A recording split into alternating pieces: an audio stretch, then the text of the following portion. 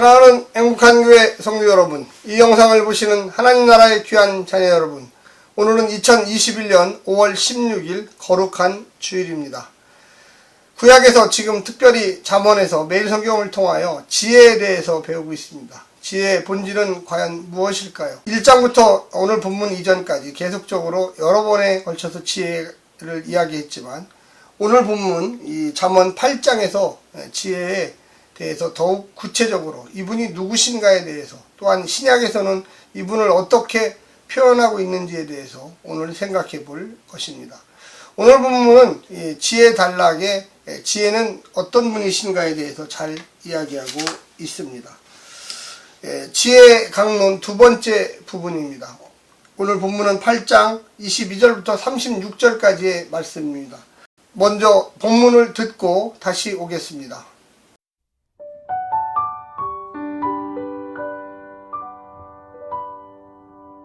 여호와께서 그 조화의 시작 곧 태초에 일하시기 전에 나를 가지셨으며 만세 전부터 태초부터 땅이 생기기 전부터 내가 세움을 받았나니 아직 바다가 생기지 아니하였고 큰 샘들이 있기 전에 내가 이미 났으며 산이 세워지기 전에 언덕이 생기기 전에 내가 이미 났으니 하나님이 아직 땅도 들도 세상 진토의 근원도 짓지 아니하셨을 때에라.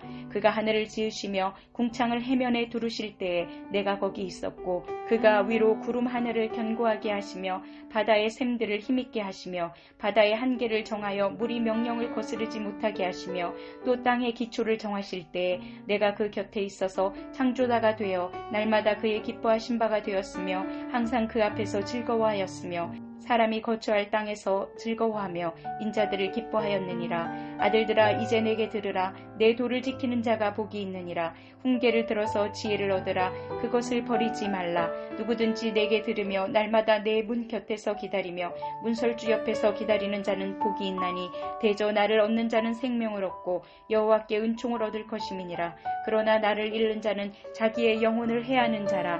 나를 미워하는 자는 사망을 사랑하느니라. 오늘 본문은 이 창조주 하나님의 첫 작품이자 창조주 하나님의 동역자인 지혜의 역할을 노래하고 있습니다. 세상이 어떤 형태도 갖추어지기 이전에 생명이 없는 혼돈의 상태에서 가장 먼저 태어난 존재가 지혜자다. 지혜는 창조주를 돕는 존재로서 하나님 앞에 있으며 부모님 앞에서 즐겁게 뛰어노는 어린아이의 모습으로 오늘 본문에서는 이야기하고 있습니다.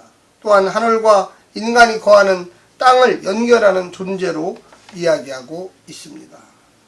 지혜가 마치 교사처럼 섬세하게 아들들을 호명하며 지혜의 시원과 창조의 활동을 시적인 은유로 아름답게 묘사하고 있습니다. 시가 아니면 어떻게 이 깊고도 넓고도 신비한 것을 이야기할 수 있겠습니까?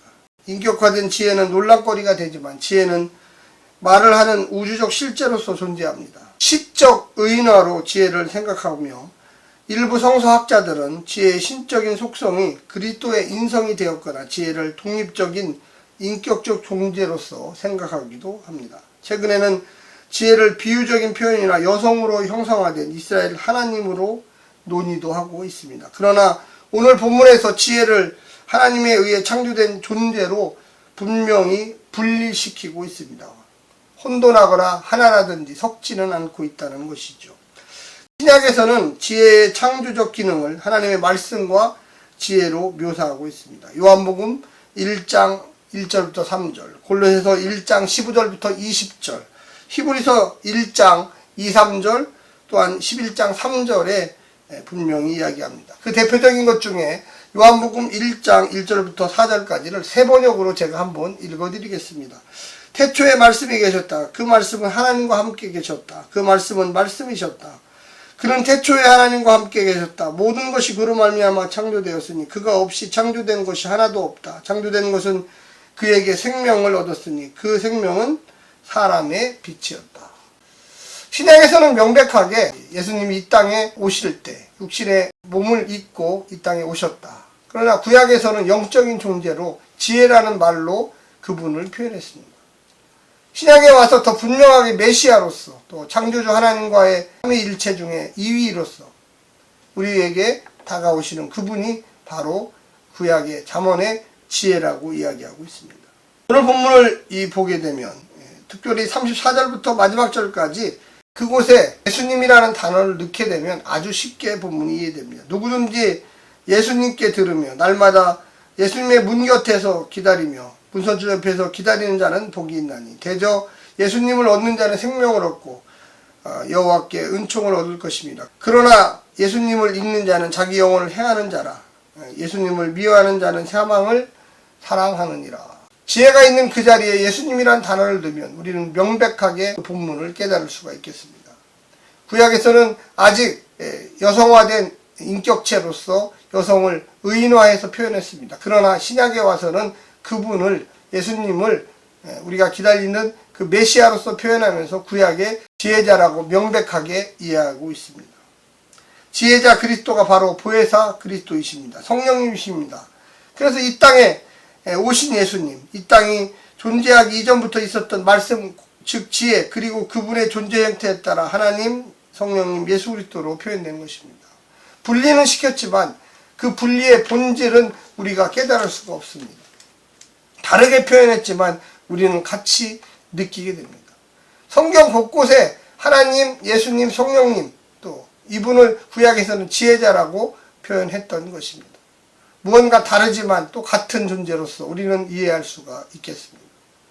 사랑하는 성도 여러분, 우리가 왜 예수님을 따라가야만 하는 것입니까? 지혜자로서의 역할로 본다면 이 잠언의 이야기가 결코 헛된 이야기가 아니며 우리가 믿고 있는 그분이 참된 지혜자임을 우리는 알 수가 있겠습니다. 예수님을 따라 사는 삶, 지혜를 얻는 삶입니다. 예수님을 따라 사는 삶, 지혜 속에서 승리하며 풍성을 누리며 하나님의 섭리와 은혜를 무엇인지 깨달아 알 수 있는 존재자들이 되는 것입니다. 사랑하는 성도 여러분, 힘내시고 용기 내시고 성령의 은혜로 하루하루 사시기를 간절히 부탁드립니다. 오늘 하루도 하나님께서 주시는 놀라운 지혜로, 하나님께서 주시는 예수 그리스도의 십자가의 사랑으로 사시기를 간절히 부탁드립니다.